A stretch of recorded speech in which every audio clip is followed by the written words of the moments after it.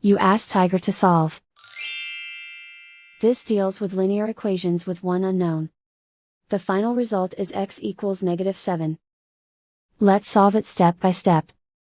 Group all constants on the right side of the equation. Add 26 to both sides. Simplify the arithmetic.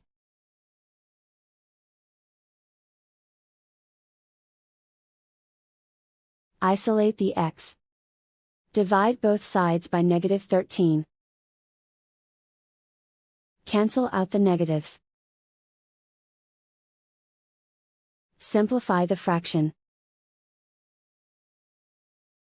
Move the negative sign from the denominator to the numerator. Find the greatest common factor of the numerator and denominator.